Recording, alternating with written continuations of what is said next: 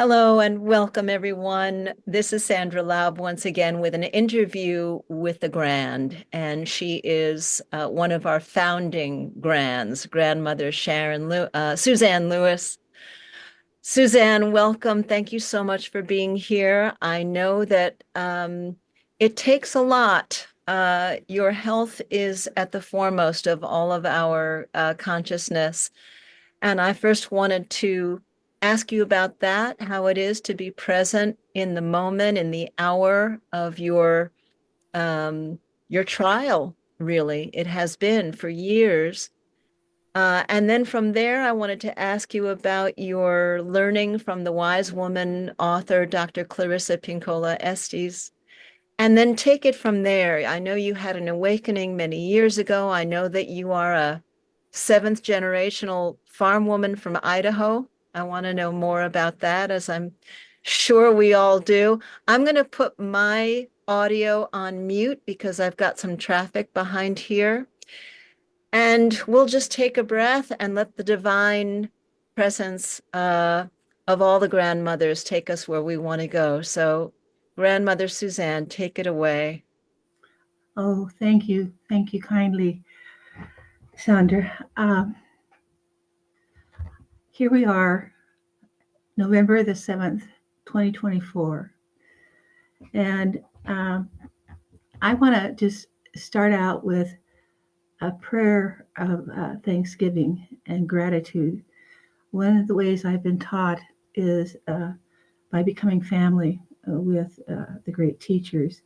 And everything I share, I want to honor them in the way that I've been taught.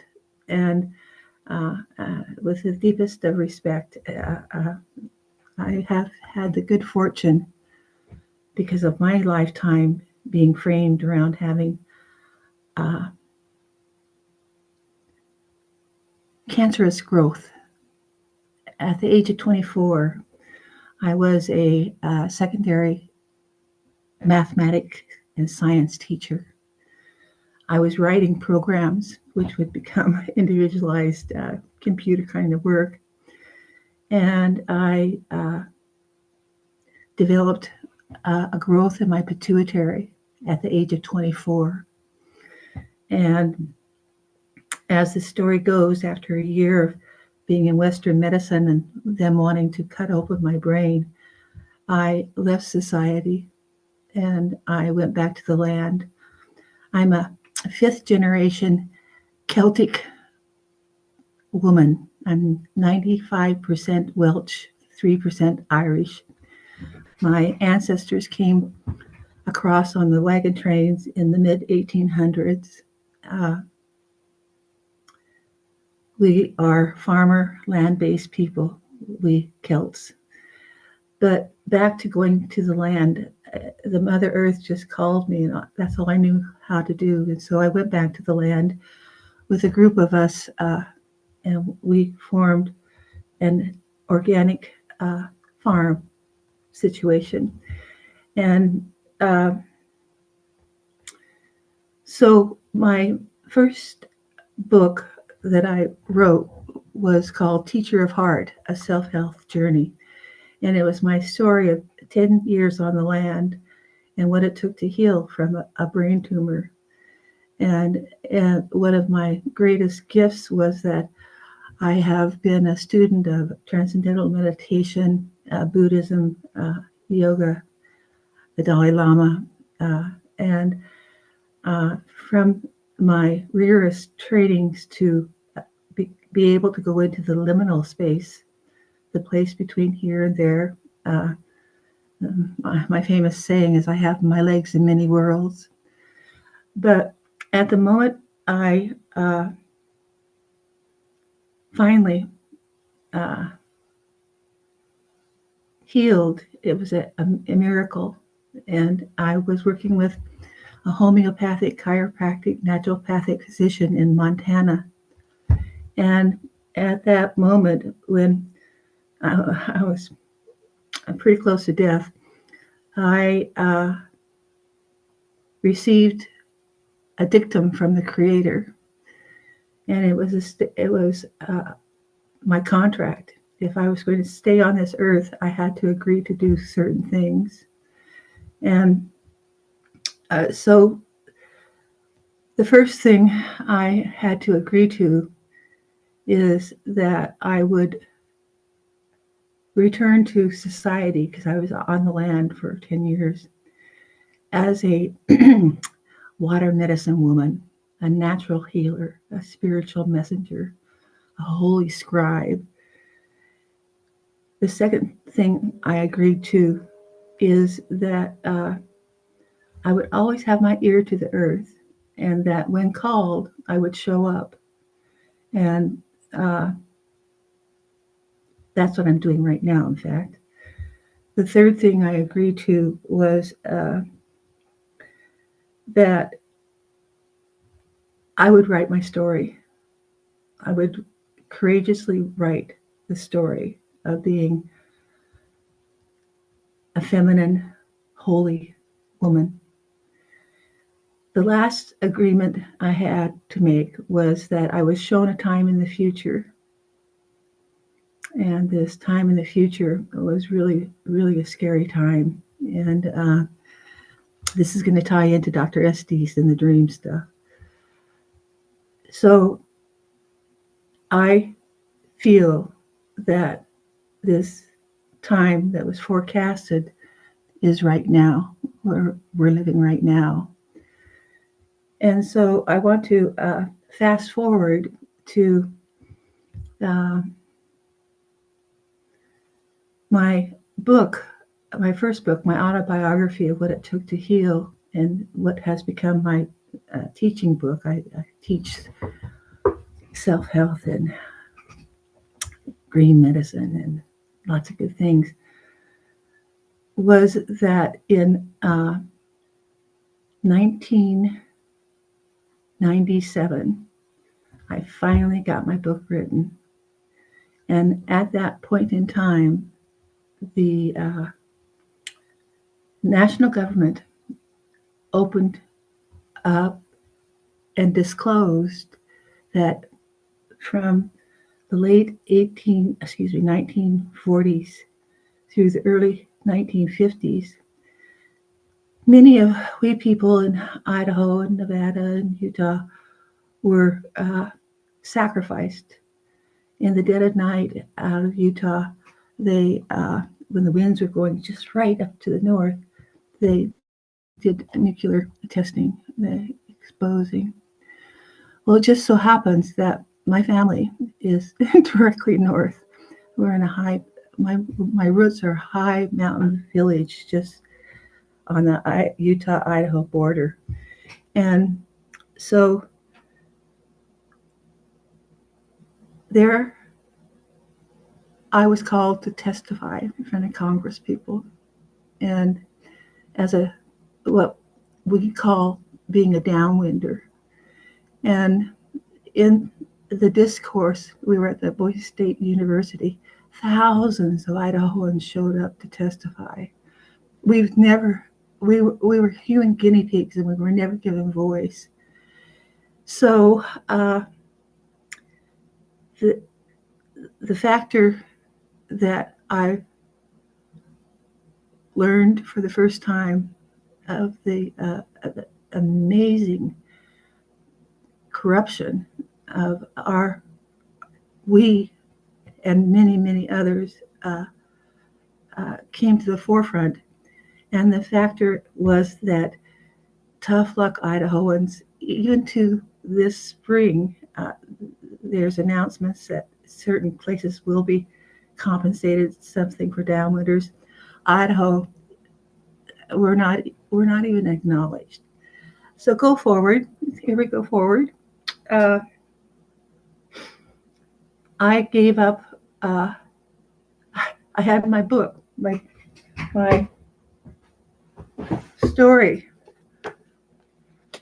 of what it took to heal, only to find out that it was uh, we were missing some information, and it has become my lifetime pursuit to expose and blow the whistle on the corruption of government health system, and we being guinea pigs. So in 2012, I had been in a life-threatening car accident at the end of 2009, and not only crushed my body, but I crushed my brain. I had a traumatic brain injury.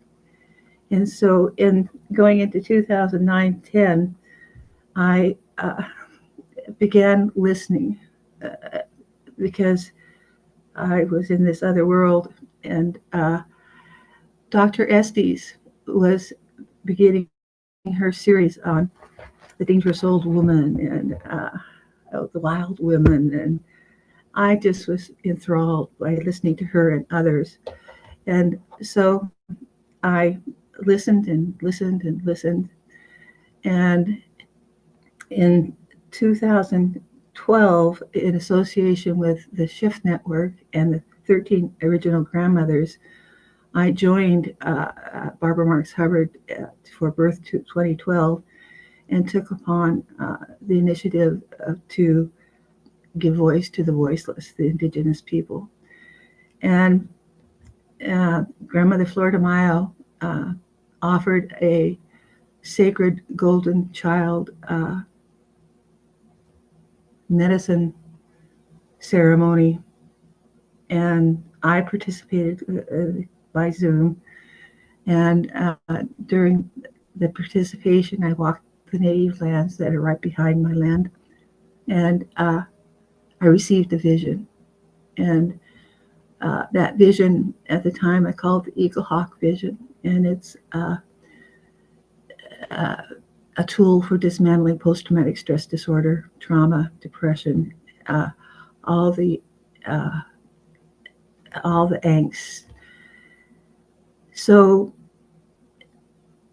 in 2012, I received that vision, and Grandmother Florida Mayo actually came to Boise, I think it was in May of 2012, and even though I was still completely broken, I went. She called for counsel, and so I went, and my ladies went, and I presented not only the blue corn from Thomas Bianca, the Hopis, but also my story of association with the grandmothers going back to 1997, and Grandmother Florida Mayo.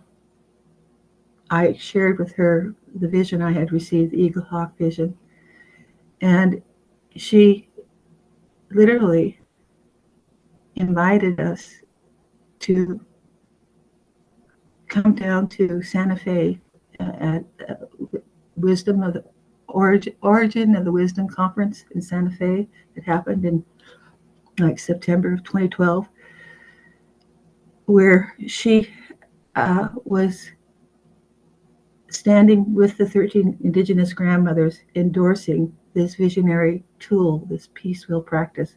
That's what I call it now. So I'm going to keep on weaving this thread. It took me 2 years to download the peaceful practice, which is an integration of the great wheel of life and the Eastern ways of the 5 elements. And the way we did it is that I have a group of ladies, my women, holy women, and we literally created a wheel, and I would enter that trance place, and we'd enact it. It took time and to get it all downloaded. So at the same time, around 2014, Dr. Estes, out of the blue, wrote me a letter and invited me to come train with her. She was doing what was called the Mysterium, and it was her Dr. Estes is so, so very private, uh, but she wanted to uh, give her greatest teachings away. And so uh, I, I was enthralled that I was invited, and I decided to uh, do everything I could to get there because I wanted to run by the peaceful practice, the Eagle Hawk vision, by the leading holy woman of archetypes and cross cultural respect and dignity and humane kindness. I mean, oh, Dr. Esty, she's a dear one. And so I uh, took the book in manuscript form down to train with Dr. Estes. And this is where my life has been so amazing. Uh, I have had the honor of walking beside indigenous leaders, medicine women, and it's like there's an instant recognition. I've never had to get a green card or a blue card or a purple card out to say I'm this and this and this.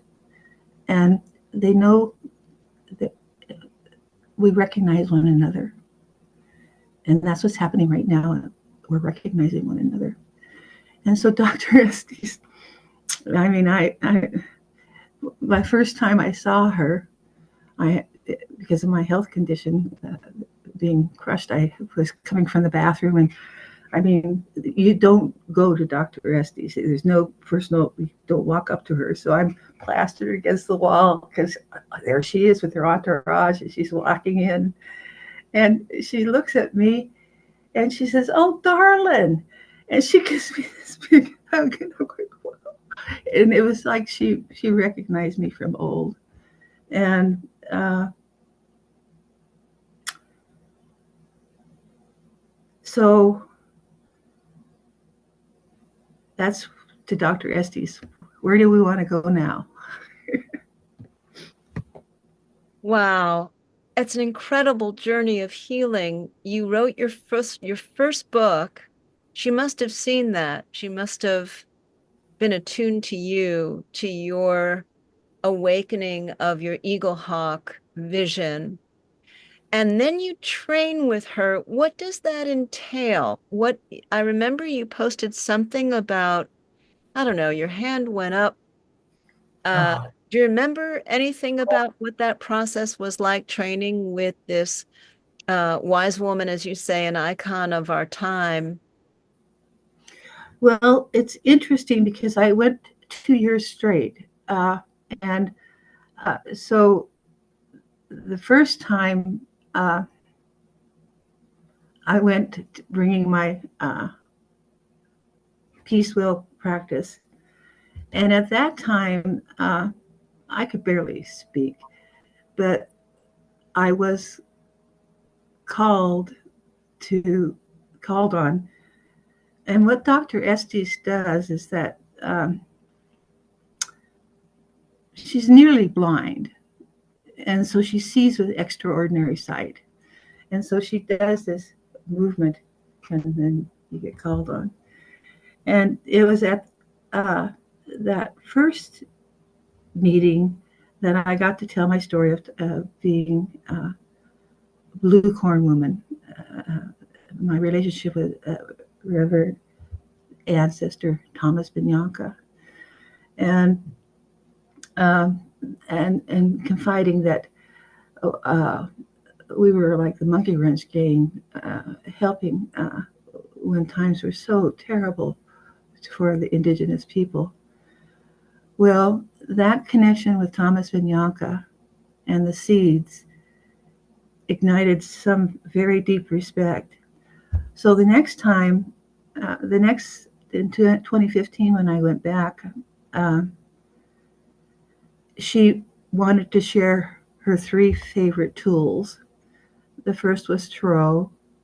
The second was dream therapy, and the third was voice dialogue. And which I was like, well, they're all my favorites too. And so she, in her dream uh, discourse, she had us remember our earliest dreams. And for myself, she gave us uh, 3 minutes to do inventory. And then immediately after the 3 minutes, she then is going into voice dialogue where she chooses somebody to be the sharer of the episode. Well, I I know I knew my earliest dreams. I've always been a dreamer. I was a daydreamer. Dance wake the dream. I mean, I'm a dreamer, and so I hesitantly raised my hand, and there are all these hands everywhere else, and there she goes. She pointed to me, and that's the significance of the Global Grandmothers Council Network. What I'm sharing right now is that I had I have two dreams from my childhood.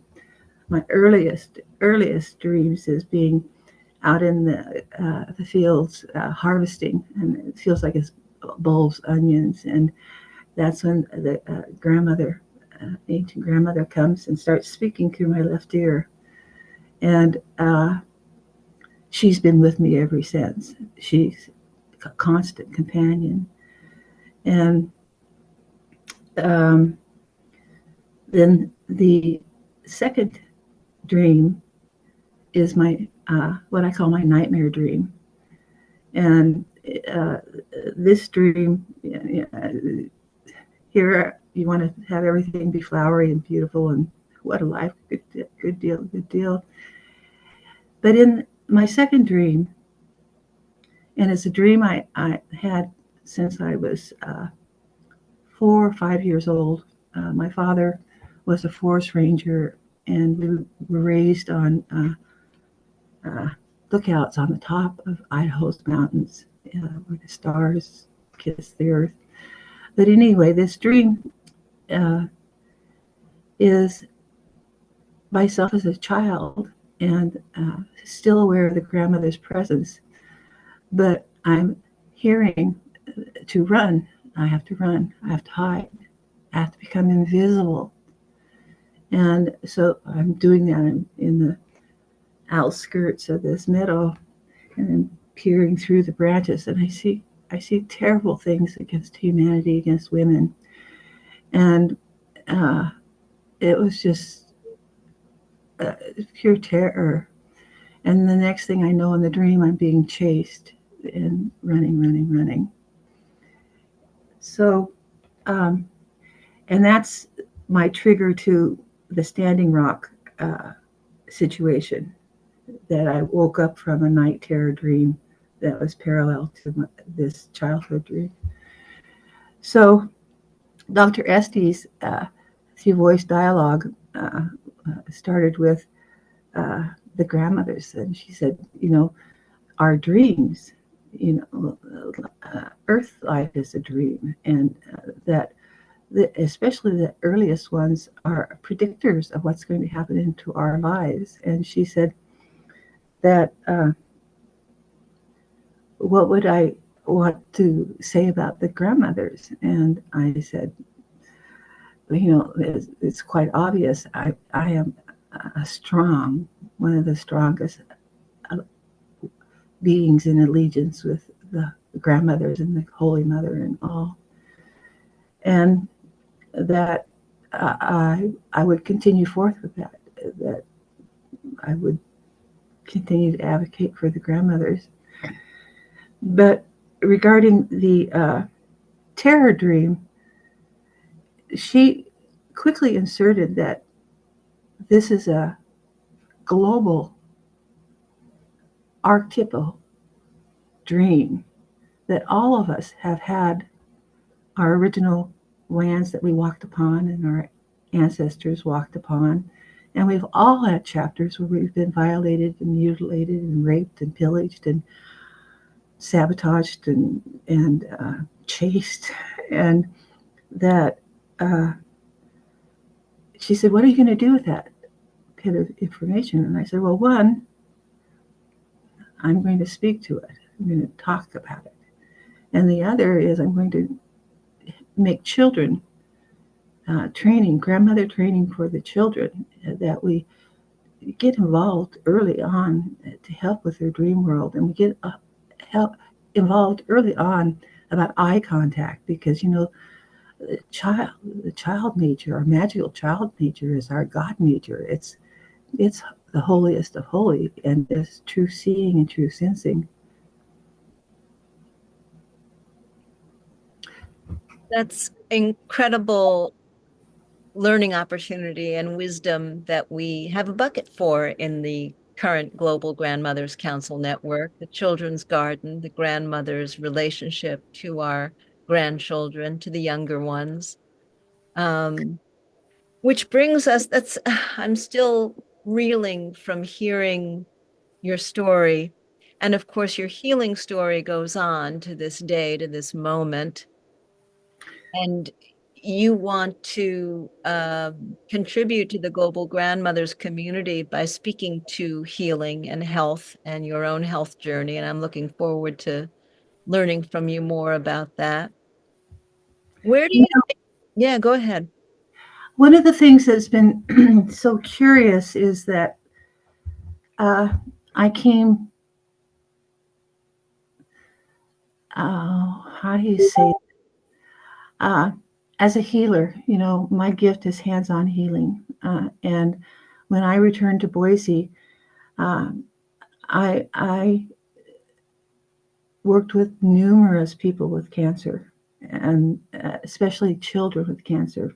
Dr. Bonnie Vestal, she's my cohort, and that my life is bookended by it. Where we are right now is that in 2021, I came down with stage 4 rectal cancer. It's very dangerous. And so I did a round of chemotherapy in 2021. And then in just a year ago, right now, I had to return to treatments. The cancer was growing. And in February, with Global Grandmothers Council Network, uh, I was in chemotherapy, and we had this solar eclipse that was happening, and a woman from Australia, Michelle, contacted me and said that she was directed to help become a team, make this a team.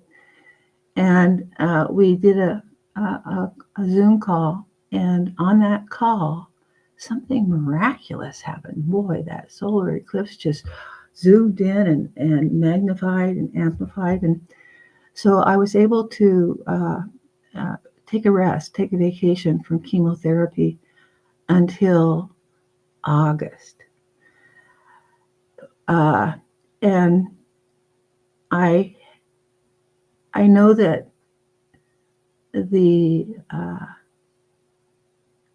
Facebook page, people that are listening right now, you probably do not know this information, and I haven't felt like I've been hiding it. It's just that during chemo infusion, up into this last round, it takes away my voice, it takes away my clarity, it takes away uh, uh, the capacity to respond to how are you, how are you? You're killing yourself. You're poisoning yourself, and then with where we are right now, on November the 7th. You folks, you wonderful grand moderators and council center, all you folks, you had my back for the last 4 months. And there's some, Billy complaining going on the site, but give us a break, folks. We're each just holding on, doing the best we can, and then passing the baton and passing it back. And so my life is bookended with cancer. And one of the areas that I and my ladies are wanting to make available is living with cancer, care for the caregivers, how to bridge Eastern and Western medicine, which is what I have been doing. And that excites me greatly. Wanted to insert that. I'm so glad you did. I'm so glad you did. It's wonderful to commune with you at this moment, and you have our back, we have yours. We are entering into a very difficult period in time, so it's even more crucial that we stick together, that we learn from each other and listen to each other's voices and are patient with each other. And I just want to thank you and honor the time that you've given me and us, and invite you now to speak anything that is present or current in your mind, and then take us into a closing moment of prayer or silence or benediction, whatever you'd like to give us, Grandmother Suzanne.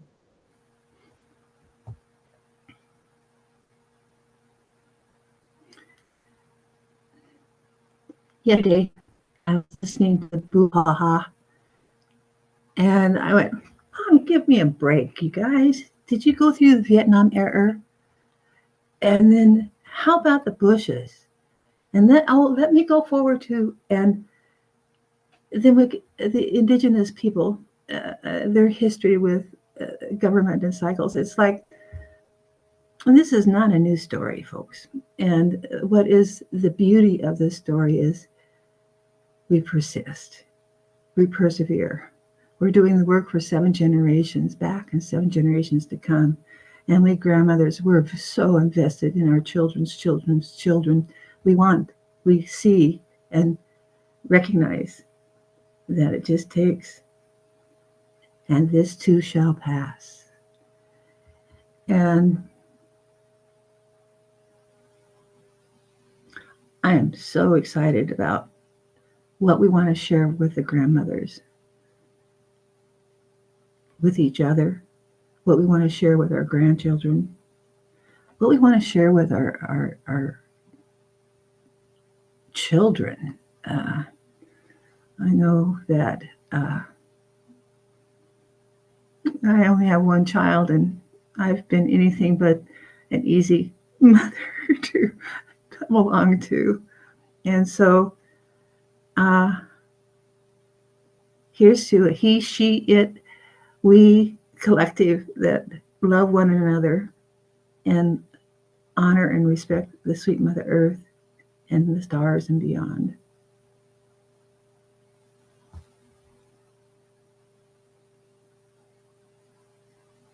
Muted. Thank you, thank you, thank you so very much, Grandmother Suzanne. I can't tell you how grateful we all are for you, for being here now, and for propelling us into what will come. And Mm-hmm. we will make it better. I don't think we have a choice. Mm-mm.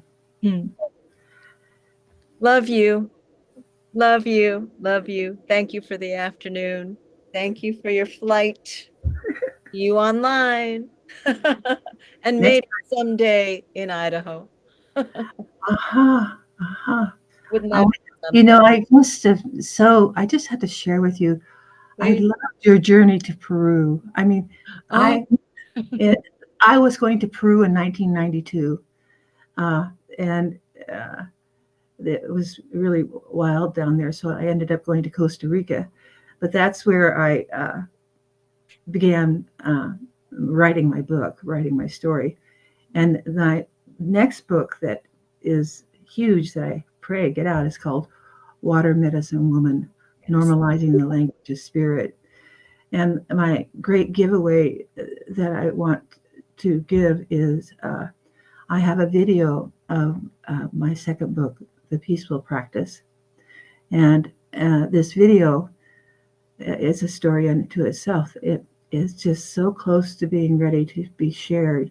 So hopefully, when we launch in December, you all will at least get a sampling of universal teachings. We'll look forward to that. Thank you. Thank you so much. Bye bye. Love you. Bye. Let me just turn this